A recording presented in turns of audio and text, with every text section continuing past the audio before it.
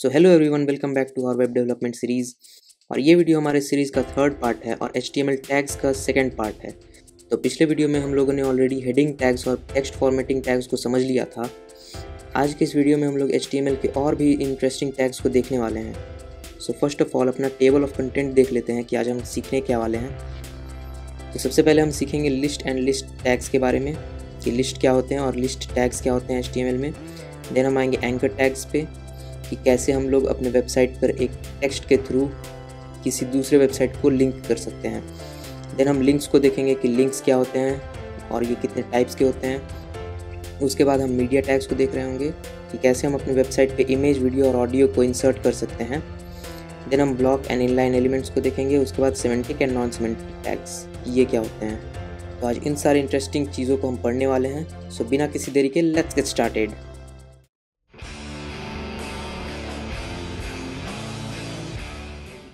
अब हम लोग लिस्ट के बारे में पढ़ने वाले हैं। आप लोगों ने अपने डे टू डे लाइफ में लिस्ट का यूज़ ज़रूर किया होगा। जैसे अगर आप मार्केट जाते हो और आपको मार्केट से बहुत सारा सामान लाना है तो जनरली आप एक सामान का लिस्ट प्रिपेयर कर लेते होगे ताकि आप कोई सामान भूल ना जाओ। तो ये लिस्ट भी कुछ उसी तरह है। और आपने नोटिस किया होगा कि जनरली हम लोग दो टाइप के लिस्ट बनाते हैं, एक जिसमें ऑर्डर नहीं होता और एक जिसमें ऑर्डर इम्पॉर्टेंट होता है। जैसे कि मान लो आप फ्रूट्स के नेम का एक लिस्ट बना रहे हो, तो आप कुछ इस तरह का अगर लिस्ट बनाते हो तो ये डिपेंड नहीं करता कि ये एप्पल है वो फर्स्ट में लिखा है, सेकंड पे लिखा है या थर्ड पे लिखा है। आप कहीं भी लिखो, इस लिस्ट का मतलब नहीं बदलने वाला। पर वहीं अगर आप कुछ ऐसा लिस्ट बनाते हो जैसे कि ये लिस्ट है top 5 most popular coding languages, जिसमें सबसे पहला है पाइथन, फिर JavaScript, then Java, C sharp and C++। तो ये लिस्ट देखकर हमें पता चलता है कि पाइथन जो है सबसे ज़्यादा पॉपुलर लैंग्वेज है, then JavaScript, then Java and then so on. और यहीं पर अगर हम पाइथन को फर्स्ट पे ना लिख के थर्ड या फोर्थ पे लिखते हैं तो इसका मतलब कम्प्लीटली बदल जाएगा। ओके, तो ये होता है ऑर्डर लिस्ट। तो आई होप आपको ऑर्डर्ड और अनऑर्डर्ड लिस्ट समझ में आया होगा। अब हम समझते हैं कि इन लिस्ट को HTML में कैसे लिखा जाए। तो HTML में हम लिस्ट बनाने के लिए इन टैग्स का यूज़ करते हैं, एक UL, OL और एक LI। UL किस लिए यूज़ होता है? ये एक अनऑर्डर्ड लिस्ट बनाने के लिए यूज़ होता है और OL ऑर्डर्ड लिस्ट बनाने के लिए यूज़ होता है। और LI किस लिए यूज़ होता है? ये यूज़ होता है इंडिविजुअल आइटम को लिस्ट में ऐड करने के लिए। ओके, तो इस चीज़ को जब हम कोड में देखेंगे तो ये ज़्यादा अच्छे से क्लियर होगा। अभी सबसे पहले समझते हैं कि लिस्ट बनाते कैसे हैं। तो लिस्ट बनाने के लिए सबसे पहले तो हमको ये डिसाइड करना होगा कि हम किस टाइप का लिस्ट बना रहे हैं, कि वो ऑर्डर लिस्ट है या अनऑर्डर लिस्ट है। और ये चीज़ हमको ब्राउज़र को बताना पड़ेगा और ये ब्राउज़र को बताने का काम इन दोनों टैग्स से होता है। ओके, सबसे पहले हम क्या बताएंगे कि जो लिस्ट हम प्रिपेयर कर रहे हैं वो ऑर्डर्ड है या अनऑर्डर्ड है। तो सबसे पहला स्टेप होगा वो। और एक बार हमने ये स्टेप कर लिया तो उसके बाद आता है आइटम्स को ऐड करने का। ये स्टेप हम करेंगे इस LI टैग की हेल्प से। ओके, तो अब इस चीज़ को एक बार कोड में समझ लेते हैं। मान लो HTML में हमें ये वाला अनऑर्डर्ड लिस्ट बनाना है, तो हम कैसे बनाएंगे। तो इसे कोड में जाते हैं और सबसे पहला काम हम क्या करेंगे, सबसे पहला तो ये करेंगे, स्टेप 1 क्या था कि एक लिस्ट बनाएंगे ऑर्डर्ड या अनऑर्डर्ड। सबसे पहले तो यही इनिशियलाइज करना है और वो किससे होगा, तो यही ये दोनों टैग से। तो हम अनऑर्डर लिस्ट बनाने जा रहे हैं तो UL का यूज़ करेंगे। UL मतलब अनऑर्डर्ड। तो सिंपली VS कोड में हम यहाँ पर UL टैग लिखेंगे और एंटर प्रेस करेंगे। अब इस UL टैग को लिखते ही ब्राउज़र को हम ये बता रहे हैं कि यहाँ पर इसके अंदर हम एक अनऑर्डर लिस्ट प्रिपेयर करने जा रहे हैं। ओके, तो यहाँ पर ये टैग लिखने के बाद अब हम अपने लिस्ट को इस टैग के अंदर ऐड करते हैं। तो लिस्ट क्या था हमारा, एप्पल, मैंगो, बनाना, लीची और गुआवा। तो सिंपली यहाँ पर पहले ऐड करके देखते हैं क्या होता है। तो ये हमने लिस्ट ऐड कर दिया। अब एक बार इससे ब्राउज़र पे देखते हैं ये क्या आउटपुट दे रहा है। तो देखो ब्राउज़र पे यहाँ सिर्फ इतना ही लिखा आ रहा है, ये कोई लिस्ट नहीं बना। यानी कि यहाँ पर हमने एक अनऑर्डर लिस्ट बनाया पर ब्राउज़र ये डिसाइड नहीं कर पा रहा है कि कौन सा पहला आइटम है, कौन सा दूसरा आइटम, कौन सा तीसरा आइटम। तब ये कैसे बताएं ब्राउज़र को, उसके लिए ही था ये LI टैग। तो LI टैग के अंदर हम एक एक करके इन सबको इंसर्ट करेंगे, तब जाके ब्राउज़र एक एक आइटम को कंसिडर करेगा और एक अनऑर्डर लिस्ट प्रिपेयर करके देगा। हम सिंपली यहाँ पर लिखेंगे LI टैग और इसके अंदर लिखेंगे मैंगो। तो ये करने के बाद अब देखते हैं, तो देखो यहाँ पर हमारा अनऑर्डर लिस्ट बन के आ गया है। और यहीं पे अगर हमने UL की जगह OL लिख दिया, अब ये क्या करेगा, इसी चीज़ को ऑर्डर लिस्ट बना देगा। ऑर्डर लिस्ट मतलब क्या, जिसमें ऑर्डर इम्पॉर्टेंट हो, यानी कुछ ऐसा नंबरिंग कर देगा ये। देखो तो ये हमारा ऑर्डर लिस्ट बन गया। तो कुछ इस तरह से HTML में हम लोग लिस्ट बनाते हैं।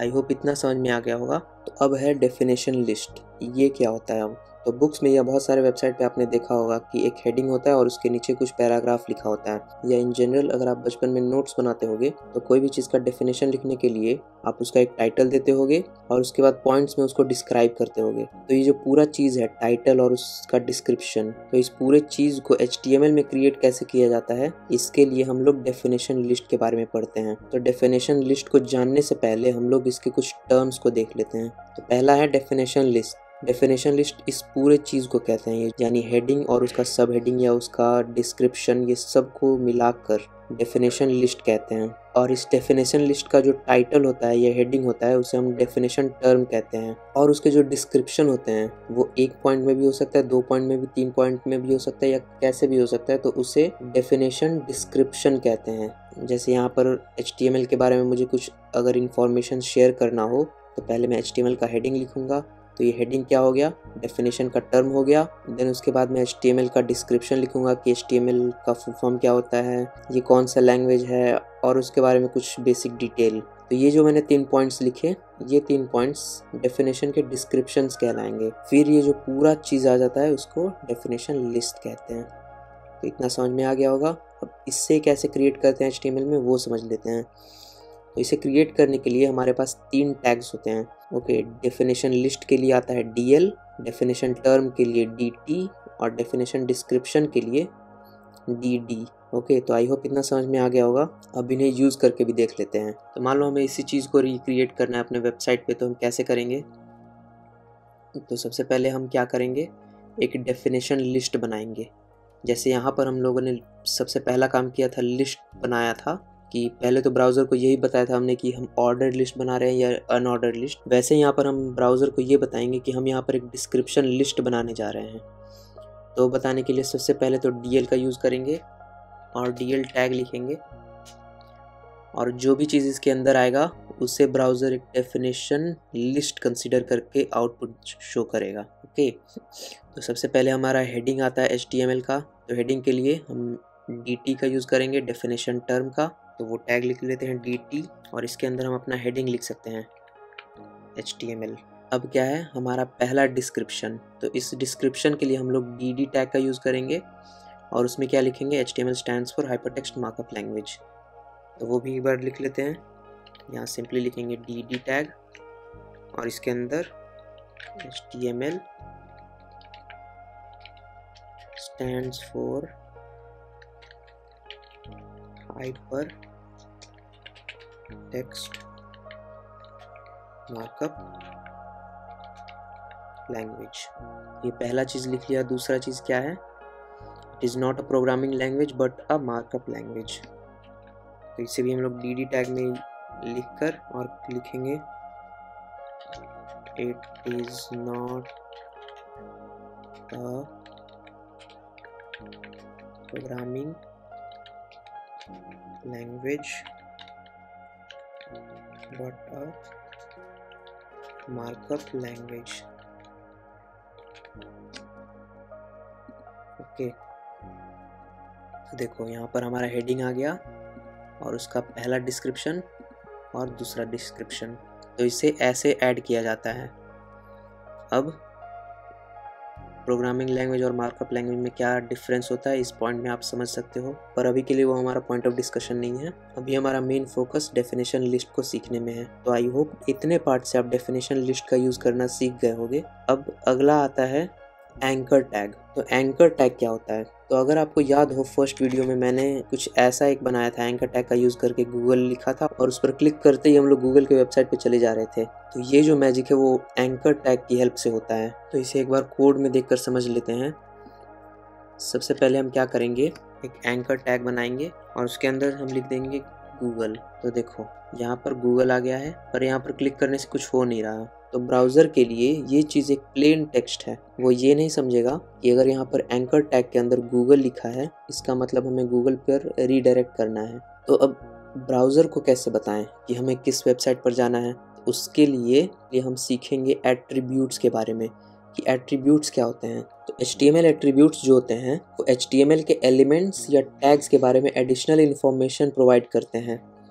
इसका मतलब क्या है कि यहाँ पर एंकर टैग के अंदर हमें एक एट्रीब्यूट डिफाइन करना होगा और वो एट्रीब्यूट हमें बताएगा कि यहाँ पर एंकर टैग के अंदर हमें एक एट्रीब्यूट लिखना होगा जो इस एंकर टैग की एक्स्ट्रा इन्फॉर्मेशन जो है ब्राउज़र को बताए कि इस एंकर टैग के अंदर जो भी लिखा हुआ है उसे एक ब्राउज़र को क्या करना है। इसे और अच्छे से समझते हैं कि जैसे एट्रीब्यूट क्या क्या होते हैं। तो एक है href, src, alt, style, height और विड्थ। ये तो पढ़ने से तो समझ में नहीं आ रहे होंगे कि इनका मतलब क्या है, तो इन्हें हम अभी कुछ देर में डिस्कस करेंगे। तो सबसे पहले जो स्टाइल है, स्टाइल पढ़ने से ही समझ में आ जाता होगा कि ये कुछ स्टाइल से रिलेटेड है, यानी बैकग्राउंड कलर, टेक्स्ट कलर, ऐसे कुछ चीज़ों से रिलेटेड है। तो जैसे मान लो कि हम अपने HTML में एक हेडिंग टैग बनाते हैं h1 से और उसमें एक एट्रीब्यूट पास करते हैं स्टाइल से, ठीक है। तो वो स्टाइल क्या करेगा, अब क्या पास करें उस पर अभी फोकस नहीं करना है, अभी सिर्फ इतना समझना है कि हमने एक स्टाइल वाला एट्रीब्यूट पास किया। तो वो क्या बताएगा, पहले तो अगर h1 है तो ब्राउज़र को पता चलेगा कि h1 वाला हेडिंग बनाना है, पहले ब्राउज़र वो समझा और उस h1 के अंदर एक एट्रीब्यूट लिखा हुआ है, तो उससे ब्राउज़र को और एक्स्ट्रा इन्फॉर्मेशन मिलेगा कि उस h1 को क्या स्टाइल देना है। तो एट्रीब्यूट्स का ये काम होता है। तो यहाँ भी हमें एक एट्रीब्यूट डिफाइन करना पड़ेगा जिससे ब्राउज़र को ये पता चले कि इस टेक्स्ट पर क्लिक करते ही यूज़र को कहाँ रीडायरेक्ट करना है। तो उस चीज़ को डिफाइन करने के लिए हम इस href एट्रीब्यूट का यूज़ करते हैं। फर्स्ट वीडियो अगर आपको याद होगा, हम लोगों ने यहाँ पर एक href लिखा था और उसके अंदर हमने गूगल का लिंक पेस्ट किया था। तो सबसे पहले यहाँ पर सर्च करते हैं google.com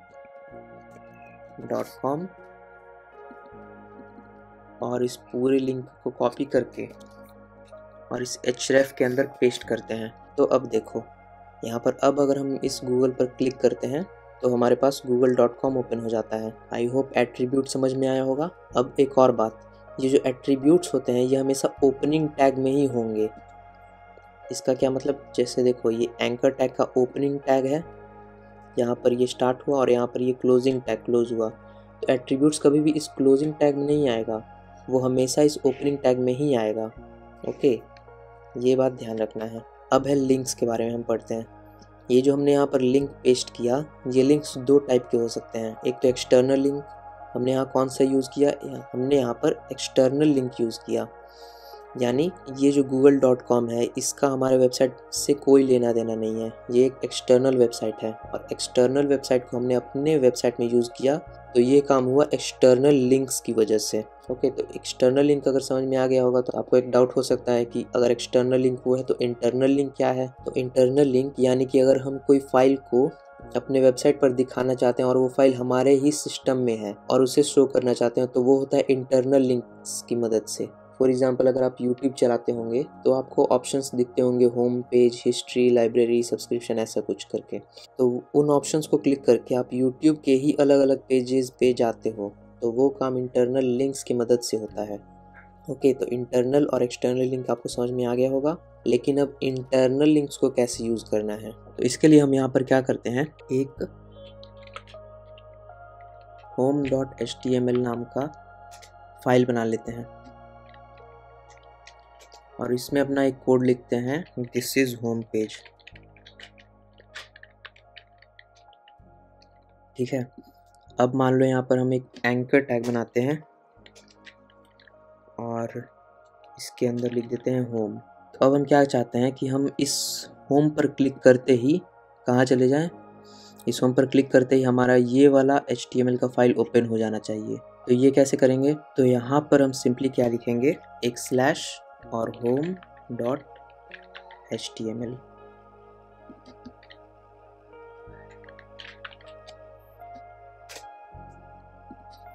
इसे रिफ्रेश करेंगे और इस होम पर क्लिक करते ही हम कहाँ आ गए, this is home page.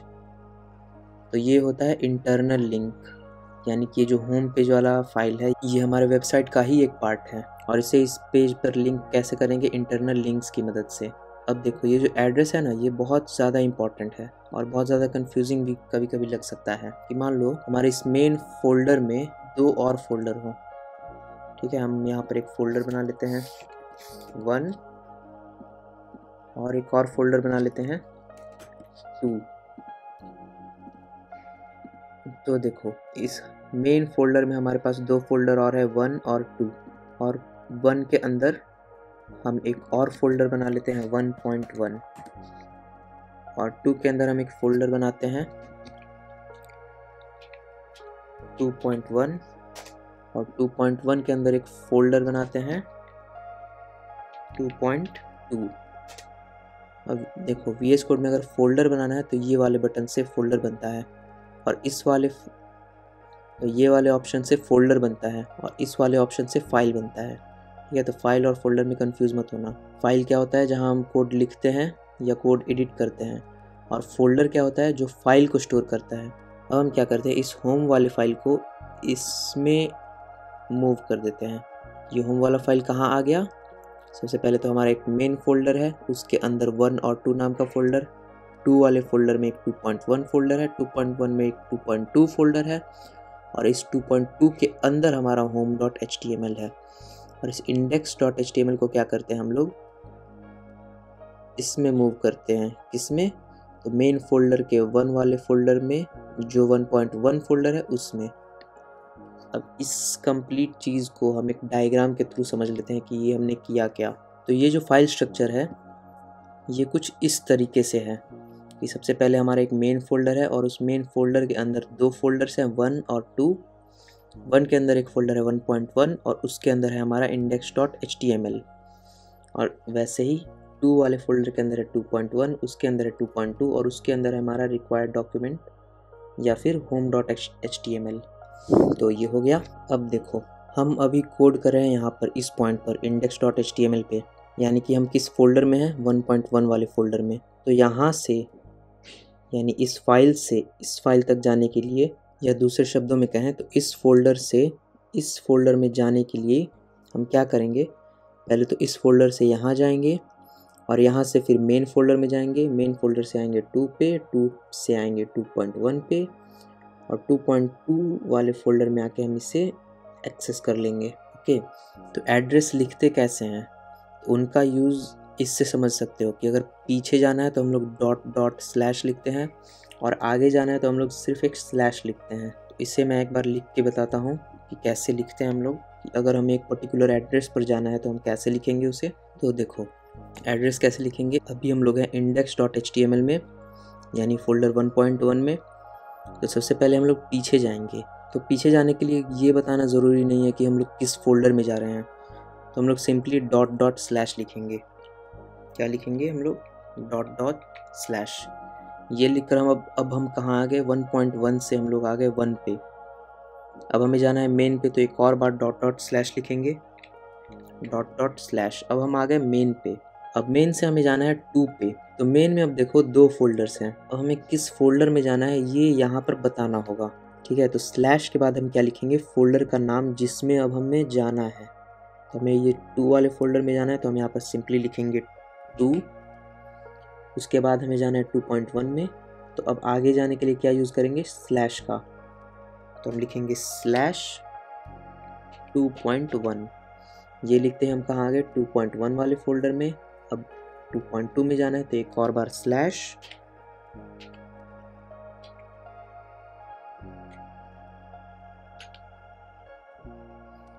Okay, तो इतना लिखते ही हम कहाँ पर आ गए, अब हम आ गए 2 फोल्डर में, और 2 फोल्डर में हमारा एक home.html है। तो अब इस फाइल में जाने के लिए एक अगेन हम लिखेंगे स्लैश और इस फाइल का नाम home.html। ये जो यहाँ पर लिख कर आया है ये हमारा एड्रेस हो गया, और ये जो एड्रेस है हमेशा रिलेटिव होता है। तो ये किसका एड्रेस है, इस home.html का एड्रेस है, किसके रिस्पेक्ट में, इस index.html के रिस्पेक्ट में। इतना समझ में आया। तो अगर हमें इस home.html को इस इंडेक्स वाले फाइल में यूज़ करना है तो हम इस एड्रेस का यूज़ करेंगे, या कह सकते हैं कि इस इंटरनल लिंक का यूज़ करेंगे। समझ में आया। तो इसे कॉपी पेस्ट करके यहाँ पर home.html की जगह पे उसे लिख लेते हैं। तो यहाँ पर हमने वो एड्रेस लिख दिया है।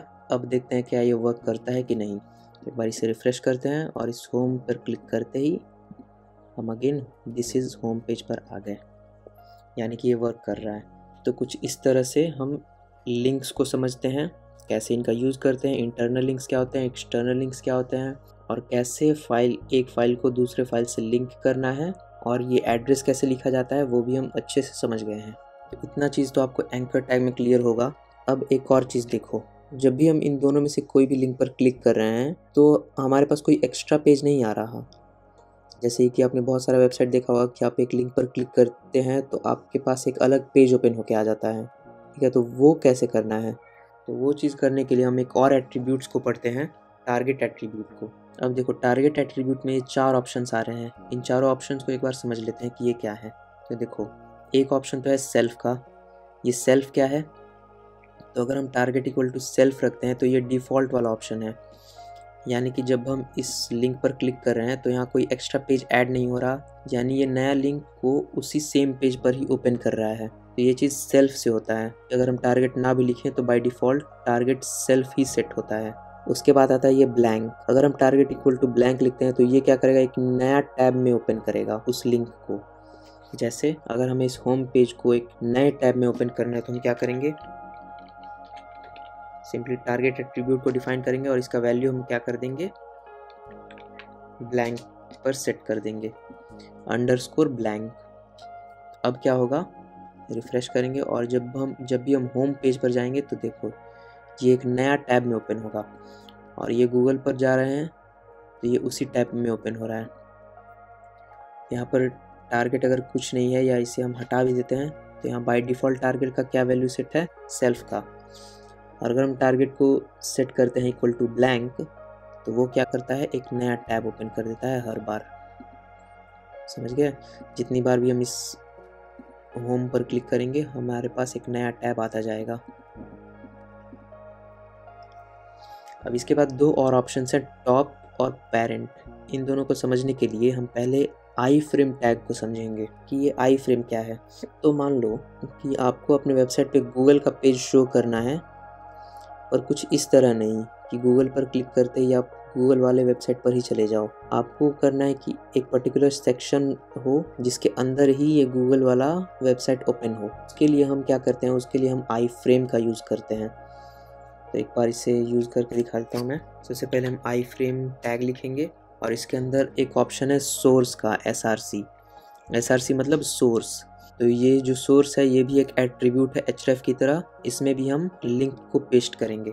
अब हम क्या करने वाले हैं, हम आई फ्रेम का यूज़ करके अपना जो ये होम पेज हम यहाँ पर ऐसे शो करा रहे थे एक अलग पेज में, हम क्या करेंगे, इससे यहीं पर एक बॉक्स में शो कराएंगे। तो वो कैसे होगा, आई फ्रेम हमने लिखा और इस सोर्स के अंदर इस एड्रेस को कॉपी करेंगे और यहाँ पर पेस्ट करेंगे। तो देखो, रिफ्रेश किया हमने, दिस इज़ होम पेज, यहाँ पर आ गया। तो यहाँ पर एक और एट्रीब्यूट है फ्रेम बॉर्डर। ये क्या करता है, इसका वैल्यू अगर 0 है यानी कि कोई बॉर्डर नहीं देना है, और इसका वैल्यू अगर 1 है या 1 के अलावा कोई भी नॉन नेगेटिव नंबर है तो इसका मतलब क्या है कि डिफ़ॉल्ट बॉर्डर दे देना है। ओके, तो इतना समझ में आया होगा। अब आई फ्रेम समझने के बाद इन दोनों बचे हुए ऑप्शंस को भी समझ लेते हैं।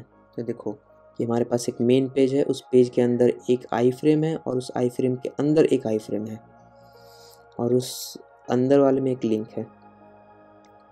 इस लिंक पर क्लिक करके अगर हम चाहते हैं कि इससे एक पहले वाले आई फ्रेम में ये लिंक ओपन हो, जैसे इस पर अगर मैंने क्लिक किया तो ये बड़े वाले आई फ्रेम में इस लिंक को ओपन कर रहा है। ये आपने देखा, फिर से देखो, क्लिक किया तो इस बड़े वाले आई फ्रेम में इसे ओपन किया। तो ये चीज़ कैसे होता है, ये चीज़ होता है target equal to underscore parent करके। ओके, यानी कि आई फ्रेम के अंदर आई फ्रेम है, उसके अंदर आई फ्रेम, उसके अंदर आई फ्रेम, करते करते बहुत सारे आई फ्रेम हैं और एकदम अंत में एक आई फ्रेम में एक लिंक दिया हुआ है। अगर हमें उस लिंक को एक ऊपर वाले आई फ्रेम में खोलना है तो उसके लिए हम टारगेट इक्वल टू पेरेंट का यूज़ करते हैं। लेकिन अगर इसी लिंक को हमारे इस मेन फाइल में ओपन करना है तो क्या करेंगे, मेन फाइल में ओपन करने का मतलब ये जो लिंक है कितने भी आई फ्रेम्स के अंदर कैद हो, अगर हम टारगेट इक्वल टू यहाँ पर टॉप लिख देते हैं, यहाँ पर टारगेट इक्वल टू अगर हम अंडरस्कोर टॉप लिख देते हैं, अब ये क्या करेगा, ये हमारे मेन पेज पर ओपन करेगा, ये उसे हमारे मेन पेज पर ओपन कर देगा। देखिए जैसे यहाँ पर अभी हुआ। अब इस पर क्लिक करते ही हम अपने मेन पेज पर आ रहे हैं। तो यहाँ पर एंकर टैग हुआ समाप्त। उसके बाद अब आता है मीडिया टैग्स। तो ये इंटरेस्टिंग पार्ट होने वाले हैं और इनमें क्या करते हैं कि अगर मान लो हमें अपनी वेबसाइट पर इमेज, ऑडियो या वीडियो शो करना है तो उसके लिए हम मीडिया टैग्स का यूज़ करते हैं। सिंपली नाम से भी आपको पता चल जा रहा होगा कि IMG टैग का यूज़ इमेज के लिए होता होगा और ऑडियो टैग का यूज़ ऑडियो के लिए यूज़ होता है, वीडियो के लिए वीडियो टैग का यूज़ होता है। तो इन्हें यूज़ करके भी देख लेते हैं। अब देखिए हमारे इस मेन फोल्डर में हमारे पास 3 फाइल्स अवेलेबल हैं, एक ऑडियो का, एक इमेज का और एक वीडियो का, और इन तीनों को हम अपने वेबसाइट पर शो करना चाहते हैं। तो ये कैसे होगा? फॉर एग्जांपल पहले अगर हम इमेज को शो करना चाहते हैं तो IMG टैग लिखेंगे, उसके अंदर हमें 2 एट्रीब्यूट्स ऑलरेडी दिखेंगे, एक SRC और एक ऑल्ट। इसका क्या मतलब? SRC को आपने अभी देख ही लिया था तो आप गेस कर पा रहे होंगे कि यहाँ पर क्या आएगा, इमेज का एड्रेस आएगा। इमेज का एड्रेस लिख देते हैं यहाँ पर। चूँकि हम index.html में है तो हम /image भी लिख सकते हैं या फिर ./ भी लिख सकते हैं। यहाँ पर ये दोनों करेक्ट होगा। क्यों? क्योंकि डॉट का मतलब जिस फोल्डर में है वहीं से स्टार्ट करो और स्लैश का मतलब मेन फोल्डर से स्टार्ट करो। तो अभी हम मेन फोल्डर में ही हैं, इसलिए ./ लिखें या / लिखें, दोनों का मतलब सेम ही होगा। तो इसे वेबसाइट पर देख लेते हैं। तो जो हमारा इमेज था वो वेबसाइट पे शो हो रहा है। ओके, अब ये ऑल्ट क्या है? मान लो कभी किसी कारण से हमारे वेबसाइट पे इमेज शो ना हो पाए। फॉर एग्जांपल यहाँ पर मैंने एड्रेस कुछ गलत लिख दिया है, JPGD कर दिया कुछ ऐसा, तो क्या होगा? इमेज तो शो नहीं होगा। लेकिन यहाँ पर कोई इमेज है या नहीं वो कैसे बताएंगे हम? मान लो कोई इंपॉर्टेंट इमेज है तो हमें यूज़र को तो बताना होगा ना कि हम यहाँ पर एक इम्पॉर्टेंट इमेज है, तो वो कैसे करेंगे? तो उसके लिए ऑल्ट यूज़ होता है। अगर हमारा इमेज किसी कारण से वेबसाइट पर शो ना हो पाए तो ये बताने के लिए कि यहाँ पर क्या इमेज है उसके लिए हम ऑल्ट यूज़ कर सकते हैं। फॉर एग्जांपल यहाँ पर हम कुछ भी लिख सकते हैं, जैसे माउंटेन इमेज। तो यहाँ पर एक ऐसा आइकन बन के आ गया और यहाँ लिखा है माउंटेन इमेज, यानी ये देखते ही यूज़र को पता चल जाएगा कि यहाँ पर एक इमेज लोड होने वाला है या हो सकता है जो माउंटेन का इमेज है। तो इससे यूज़र को क्लियर हो जाएगा और ये चीज़ आपने बहुत जगह देखा भी होगा। तो ये चीज़ हम ऑल्ट का यूज़ करके करते हैं। इसे सही कर लेते हैं एक बार। हमारा इमेज आ चुका है और अगर हमारा इमेज लोड होगा तो ऑल्ट कहीं डिस्प्ले नहीं होगा। ओके, अब हम वीडियो को शो कराते हैं। तो वीडियो के लिए भी कुछ वैसा ही है, सिंपली लिखेंगे वीडियो और SRC आएगा, SRC में हम ./ और वीडियो .mp4 लिख देंगे और ये आ जाएगा। और एक और बात, ये जो .mp4 या जो .jpg है इसे कभी भूलना नहीं है, एक्सटेंशन को भी साथ में ही लिखना है, तभी हमारा रिजल्ट सही आ पाएगा। नहीं तो अगर हम ये एक्सटेंशंस को हटा देते हैं तो हमारा इमेज शो नहीं होगा। इसलिए एक्सटेंशंस जो है इम्पॉर्टेंट है। अब हमने वीडियो को भी अपने वेबसाइट पर ऐड कर दिया, पर ये देखो ये तो सिर्फ इमेज की तरह ही शो हो रहा है, ना इसमें कोई प्ले बटन है, ना पॉज बटन है और ना ही ये प्ले हो रहा है। तो वीडियो को अपने वेबसाइट पे ऐड करने का 2 तरीका होता है। एक तो हम चाहेंगे कि जो हम वीडियो ऐड कर रहे हैं वो इनफाइनाइट लूप पे प्ले होता रहे, जैसे GIF की तरह। तो वो कैसे करते हैं? तो उसके लिए हम 3 एट्रीब्यूट्स लिखेंगे। पहला तो ऑटो प्ले, ये लिखने पर भी कुछ नहीं होगा, देख लीजिए मैं रिलोड कर रहा हूँ पर कुछ नहीं हो रहा। तो उसके बाद लिखेंगे लूप, इससे भी कुछ नहीं होगा, रिलोड करेंगे कुछ नहीं हो रहा। और उसके बाद लिखेंगे म्यूटेड। ठीक है, यानी ये तीनों एट्रीब्यूट क्या बता रहे हैं? यानी कि जब भी वेबसाइट रीलोड हो उसे प्ले करना है, और लूप यानी जब भी वीडियो एंड हो तो उसे वापस से प्ले करना है, और म्यूटेड यानी कि अगर वीडियो में कोई साउंड है तो वो साउंड म्यूट रखना है। अब देखो ये जो हमारा वीडियो है वो प्ले हो गया और यहाँ पर कोई साउंड नहीं आएगा, ये एक GIF की तरह प्ले हुआ है। लेकिन अगर हम अपने वेबसाइट पर ऐसा वीडियो डालना चाहते हैं जिसे यूज़र प्ले कर सके, पॉज कर सके या स्किप कर सके, अगर वैसा डालना है तो उसके लिए हम क्या करेंगे? इन तीनों एट्रीब्यूट्स को हटाकर सिंपली एक एट्रीब्यूट लिखेंगे, कंट्रोल्स, और ये एट्रीब्यूट लिखते ही हमारे पास ऑप्शंस आ जाएंगे प्ले पॉज का। यहाँ प्ले पॉज कर सकते हैं, आगे बढ़ा सकते हैं, इसे फुल स्क्रीन में कर सकते हैं, चाहे तो इसे डाउनलोड कर सकते हैं और म्यूट अनम्यूट कर सकते हैं। यहाँ पर ये ऑप्शन इसलिए नहीं आ रहा क्योंकि इस वीडियो में कोई ऑडियो नहीं है, बाय डिफ़ॉल्ट ऑडियो ही नहीं है, इसलिए। नहीं तो अगर इसमें ऑडियो होता तो यहाँ म्यूट और वॉल्यूम का भी ऑप्शन आता। तो इस एट्रीब्यूट का यूज़ करके हम वीडियो ऐड कर सकते हैं। उसके बाद ऑडियो कैसे ऐड करना है? तो अगर हम ऑडियो टैग लिखें, यहाँ भी src आता है, यहाँ ./audio.mp3 करना है और यहाँ हमारा ऑडियो नहीं आएगा क्योंकि उसके लिए भी हमें एट्रीब्यूट लिखना होगा कंट्रोल्स,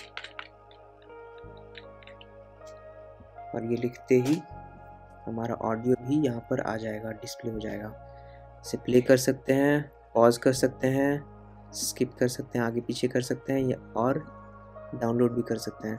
और यहाँ देखिए वॉल्यूम का भी ऑप्शन आ रहा है।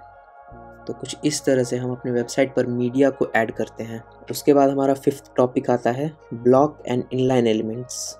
तो ये क्या होते हैं? तो जितने भी ब्लॉक एलिमेंट्स होते हैं वो ऑलवेज नेक्स्ट लाइन से स्टार्ट होते हैं और ये जो है फुल विड्थ लेते हैं। इसका क्या मतलब है कि जब भी हम एक ब्लॉक एलिमेंट यूज करेंगे वो कितना भी छोटा क्यों ना हो, वो पूरा हॉरिजॉन्टल लाइन ऑक्यूपाई करेगा ही करेगा। और ये जो ब्लॉक एलिमेंट्स हैं वो इनलाइन एलिमेंट को भी कंटेन कर सकते हैं अपने अंदर। ओके, यानी कि अगर हम एक ब्लॉक एलिमेंट के अंदर एक इनलाइन एलिमेंट रखते हैं तो कोई इशू नहीं आएगा हमारे पास। इसे कोड में अभी थ्योरी पार्ट समझ लेते हैं, इसे कोड में और अच्छे से समझेंगे। इसका एग्जांपल है डिव, पैराग्राफ टैग जो हमने पढ़ा था फर्स्ट वीडियो में, हेडिंग टैग्स जो हमने फर्स्ट वीडियो में पढ़ा था। वो दोनों टाइप के टैग्स कौन से थे? ब्लॉक एलिमेंट्स में आते हैं, यानी वो जब भी यूज होंगे फुल लेंथ ऑक्यूपाई करेंगे। देन आते हैं इनलाइन एलिमेंट्स। ये नेक्स्ट लाइन से स्टार्ट हो ऐसा ज़रूरी नहीं। अगर हमने कोई इनलाइन एलिमेंट यूज़ किया है पहले तो ये नेक्स्ट लाइन से स्टार्ट हो ऐसा ज़रूरी नहीं। ये सेम लाइन भी ऑक्यूपाई कर सकते हैं और नेक्स्ट लाइन में भी जा सकते हैं। ये डिपेंड करता है कि हमने इससे पहले कौन सा एलिमेंट यूज़ किया। अगर वो ब्लॉक था तो ये ऑब्वियसली नेक्स्ट लाइन में जाएंगे क्योंकि ब्लॉक एलिमेंट तो पूरा स्पेस ऑक्यूपाई कर लेगा। और अगर हमने इनलाइन को ही यूज़ किया तो उतना ही स्पेस ऑक्यूपाई करेगा जितनी की उसको ज़रूरत है, जो कि नेक्स्ट पॉइंट है। और एक इनलाइन एलिमेंट के बाद हमने दूसरा इनलाइन एलिमेंट यूज़ किया तो वो उसी लाइन से स्टार्ट होगा, ना कि नेक्स्ट लाइन से। और अगर इनलाइन में हम ब्लॉक एलिमेंट को स्टोर करते हैं तो ये काम नहीं हो पाएगा। वैसा नहीं है कि कोई एरर होगा, लेकिन इसका मतलब ये है कि अगर इनलाइन के अंदर हम ब्लॉक एलिमेंट स्टोर करते हैं तो वो बिहेव ब्लॉक एलिमेंट की तरह ही करेगा। इतना क्लियर हुआ? और इनके एग्जांपल क्या हैं? इनके एग्जांपल है स्पैन, एंकर टैग्स। जो अभी हमने एंकर टैग यूज किया था वो इनलाइन एलिमेंट्स की कैटेगरी में आते हैं। देन स्ट्रॉन्ग टैग जो हमने सेकेंड वीडियो में देखा था, EM एम्फेसिस टैग इससे भी हमने सेकंड वीडियो में देखा था, एंड मार्क टैग इसे भी हमने सेकंड वीडियो में देख लिया था। इन्हें और अच्छे से समझ लेते हैं कोड के थ्रू। तो ब्लॉक एलिमेंट के लिए मैं डिव का यूज़ करता हूँ और इनलाइन के लिए स्पैन का, क्योंकि बाकी सारे टैग्स को तो हमने देख लिया था, बस यही 2 टैग्स बच गए थे। तो डिव कौन सा एलिमेंट होता है? Block element. ठीक है, तो यहाँ पर हम एक डिव लिखते हैं और इस डिव के अंदर हम कुछ भी लिखते हैं, जैसे this is a block element. उसके बाद हम एक स्पैन लिखेंगे और उसके बाद उसमें हम लिख देते हैं दिस इज अ स्पैन। अभी आउटपुट क्या शो कर रहा है तो देखो, इसे जूम कर लेते हैं। This is a block element, this is a span. अब चूंकि ये जो ब्लॉक एलिमेंट है इसने पूरा लेंथ ऑक्यूपाई कर रखा है, इसलिए जो स्पैन है वो नेक्स्ट लाइन से शुरू हुआ। लेकिन यहाँ पर हमने स्पैन यूज किया और इसके बाद एक और स्पैन अगर हम यूज करेंगे, दिस इज another स्पैन, तो देखो ये सेम लाइन से ही शुरू हुआ। और यहाँ पर इतना सारा जगह है, तो अगर हम यहाँ डिव यूज़ करें तो क्या लगता है वो कहाँ से शुरू हुआ, यहाँ से या नेक्स्ट लाइन से? यहाँ तो स्पैन ने बस इतना ही स्पेस ऑक्यूपाई कर रखा है, बाकी स्पेस तो पूरा खाली है। और डिव ने यहाँ पर पूरा स्पेस ऑक्यूपाई कर रखा था, इसलिए स्पैन को नीचे जाना पड़ा। पर यहाँ पर दोनों ने बहुत कम स्पेस ऑक्यूपाई कर रखा है और ये पूरा स्पेस अब खाली है। तो इस केस में डिव को यूज करके देखते हैं कि अब क्या होता है, यानी ब्लॉक एलिमेंट को।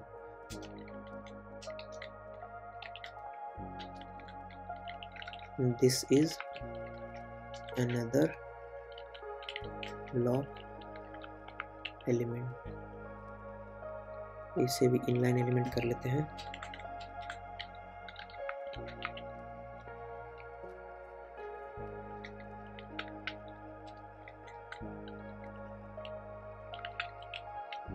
लाइन एलिमेंट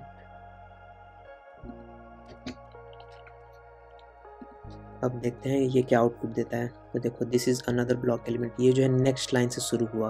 तो जो ब्लॉक एलिमेंट है ये ऑलवेज नेक्स्ट लाइन से ही शुरू होंगे, और इनलाइन एलिमेंट क्या है, अगर उन्हें स्पेस मिला तो वो सेम लाइन से भी शुरू हो सकते हैं। इतना तो समझ में आया होगा। अब एक और चीज़ हम देखते हैं। मैं क्या करता हूँ कि इस div को और इस span को स्टाइल एट्रीब्यूट दे देता हूँ, और स्टाइल में इन्हें बैकग्राउंड कलर दे देता हूँ। स्टाइल एट्रीब्यूट में बैकग्राउंड कलर रेड, और इस स्पैन को स्टाइल बैकग्राउंड कलर येलो। अब देखो, अब यहाँ से एकदम क्लियर हो गया होगा। ये जो div है ये ब्लॉक एलिमेंट है, और ब्लॉक एलिमेंट देखो कैसे पूरा स्पेस ऑक्यूपाई कर रहा है। जितना भी है इधर तक जितना स्पेस अवेलेबल है ये पूरा स्पेस ऑक्यूपाई करेगा ही करेगा। और ये जो इनलाइन एलिमेंट है ये उतना ही करेगा जितने की इसको ज़रूरत है। यहाँ पर ये हल्का सा भी एक्स्ट्रा स्पेस नहीं ऑक्यूपाई कर रहा, और इधर भी। तो ये होते हैं इनलाइन और ब्लॉक एलिमेंट्स। यहाँ पर आपको एक चीज़ का कन्फ्यूज़न हो सकता है कि div और span यूज़ कब होते हैं, यानी इनलाइन और ब्लॉक के रिस्पेक्ट से नहीं, इन जनरल। तो div और span का यूज़ करते हैं हम किसी भी एलिमेंट को कंटेनर में डालने के लिए, ठीक है। जैसे कि पिछले वीडियो में हम लोगों ने पैराग्राफ टैग्स को देखा था। तो अगर हम कोई भी पैराग्राफ लिखते हैं, और ये पैराग्राफ हमने लिखा और एक और पैराग्राफ लिखा, और इन दोनों का कलर अलग अलग रखना है, तो हमने क्या किया था, इन दोनों को अलग अलग पैराग्राफ टैग में डाला था। लेकिन पैराग्राफ की जगह हम div टैग भी डाल सकते हैं अगर हमें स्टाइलिंग देना है तो, ठीक है। लेकिन div टैग का ड्रॉबैक क्या होगा कि वो SEO पर असर करेगा, सर्च इंजन ऑप्टिमाइजेशन पे, कि ब्राउज़र को पता नहीं चलेगा कि ये हमने यूज़ क्या किया, यहाँ पर ये पैराग्राफ है, आर्टिकल है, क्या है, वो ब्राउज़र को नहीं पता चलेगा अगर हमने div यूज़ किया तो। क्लियर। लेकिन हम लोग div और span का यूज़ कर सकते हैं। जैसे अगर कोई इमेज है और उससे स्टाइलिंग देना है तो उस इमेज को स्टाइलिंग देने के लिए div का यूज़ कर सकते हैं। अब वहाँ भी डिपेंड करता है कि हमें पूरा लेंथ ऑक्यूपाई करना है या उतना ही लेंथ ऑक्यूपाई करना है जितनी उसको ज़रूरत है। तो यूज़ केस के बेसिस पे हम div और span का यूज़ अलग अलग जगह पर कर सकते हैं। तो आई होप इतना पार्ट आपको क्लियर होगा। अब div span के बाद आज के वीडियो का जो हमारा लास्ट टॉपिक है वो है semantic and non semantic tags. तो ये क्या होते हैं? तो जो सिमेंटिक टैग्स होते हैं उन्हें देखते ही आपको ये क्लियर हो जाएगा कि इनका यूज़ क्या है, और नॉन सिमेंटिक टैग्स में ये क्लियर नहीं होता। और सिमेंटिक टैग्स जो हैं वो ना सिर्फ आपको हेल्प करते हैं, बल्कि अगर आप अपने कोड में ज़्यादा से ज़्यादा सिमेंटिक टैग्स यूज़ करोगे तो फ्यूचर में तो आपको फ़ायदा होगा ही, कि आपको अपना कोड समझ आएगा कि यहाँ पर मैंने क्या यूज़ किया है। साथ ही दूसरे डेवलपर्स के लिए वो बहुत बेनिफिशियल होता है कि दूसरे डेवलपर अगर आपका कोड देखेंगे तो उन्हें देखने मात्र से ही क्लियर हो जाएगा कि अगर आपने ये टैग यूज़ किया है, जैसे हेडर टैग यूज़ किया है, तो उन्हें पता चल जाएगा कि इस टैग के अंदर लिखा हुआ है जो हेडिंग है, हेडर वाला पार्ट है। या अगर आपने फुटर टैग यूज़ किया है तो उन्हें देखने से ही क्लियर हो जाएगा कि ये फुटर वाला पार्ट है।